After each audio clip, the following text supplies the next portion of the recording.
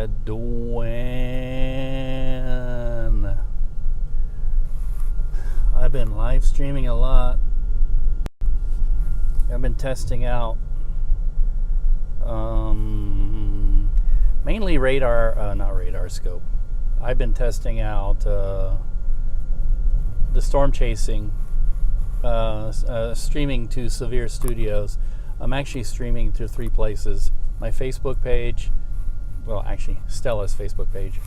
Stella is right there, back there. Stella's Facebook page, YouTube, which actually YouTube is mine, and to Severe Studios, which is, if you're not familiar, Severe Studios will put up a map of the weather conditions. You know, it's up all the time, but mainly during severe weather, like when there's tornadoes or whatever. I should have been streaming during the winter. There were some good days in the winter, and I've just kind of fallen out of it. And I'm trying to get back into it, and what I've been trying to do is figure out, there's different live streaming apps, different, I don't know if platforms is the right term. Turn this around so you don't look at my ugly mug. Arrgh. Like Streamcaster, right now I'm using, Pinnacle. There's a really good one, and actually it'll allow me to stream to multiple platforms, I think. And it actually, what's it called, Lumex or something, I don't know. It's one that was actually recommended by Severe Studios, so I checked it out. And it was the funniest thing. I've been looking high and low for one of these apps that would allow me to use the front and back camera, like a picture-in-picture or side-by-side. And that one will do it. And I put the 3... and the first 2 worked at first, like the first use. The first 2 being the Facebook and the YouTube. And then I couldn't get the Severe Studios to work. Well, I got the Severe Studios to work, but then the Facebook and YouTube don't work. So somebody has an idea on that one. It does allow me to also simultaneously record while I'm streaming into the phone. And it seemed to do pretty good. It was good quality and everything. Maybe it drops out a little bit, a lot. This one doesn't drop out as much. The best one is Streamlabs, but Streamlabs, for every little feature, which I don't understand why they're doing this, because, you know, being able to shoot and record is something built into the phone, so they're actually physically turning it off. But for every little feature, they want to charge you, and they want you to subscribe at about $20, $18 a month. And I don't want to really do that. Maybe I might consider, I don't know. It doesn't seem to allow me to do picture-in-picture or front-back camera. So if anybody has any answers to all these things, I've been testing this out, and I've also been streaming. The idea being that, like, if you were a musician and you had a big concert coming up, you have to practice all the time in order to get proficient and do it like it's second nature. Well, the same with this technical endeavor, that if you wait till the day of to start setting up and doing it, you're going to struggle, and it's going to be crappy.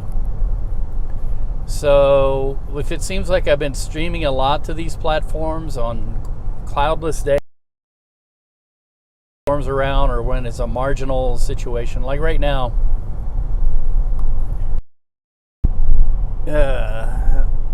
down in Texas, and I'm up here in Missouri, and temperature is about 49 degrees. So what we're going to get is more of what we've been getting, a lot of cloudiness and the leftovers of these storms and everything, when the main action is down south, which is probably normal for about this time of year. However, like I said, I'm not expecting everybody to just like tune into me because I'm streaming this to videos. They specialize in storm chasing and tornado hunts and stuff.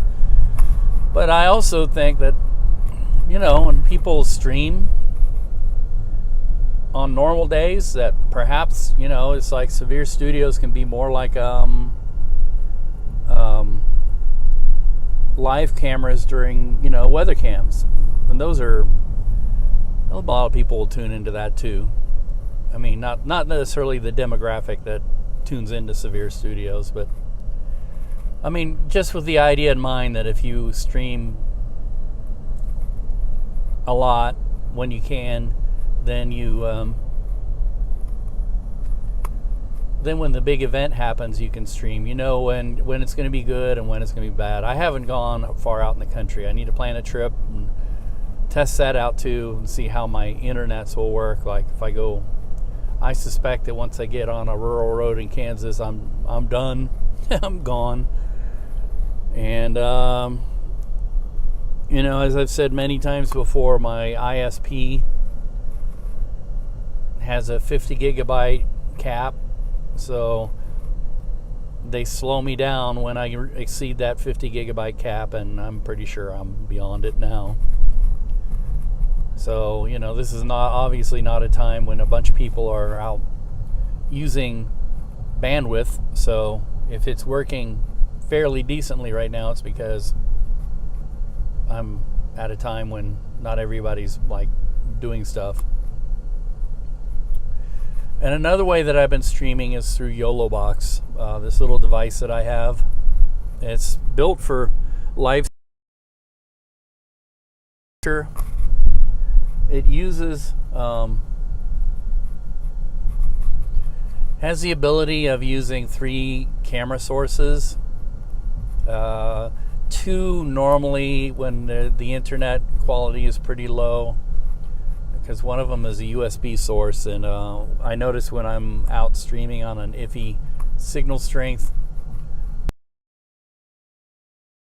1 frame of video every 10 seconds or so, it's pretty glitchy.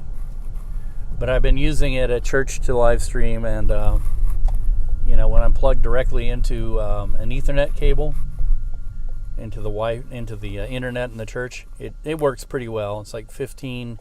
This Sunday was like 15 frames per second. It's kind of jittery, but it's not bad. And with the idea that doing things as economically as possible. I mean, I can do things a lot better if I really wanted to. But I come in and I set up like 45 minutes before service, and it's the ability to set up and tear down quickly is really what I'm after, and to have a decent enough stream going. But I've been using YOLObox on the road too. I have it set here in my car. In fact, there it is right there. That's part of my setup. That's the YOLObox, and this is how I'm streaming my location to the internet. I'm using RadarScope hooked to my iPad. My iPad is using the getting its Wi-Fi from my phone.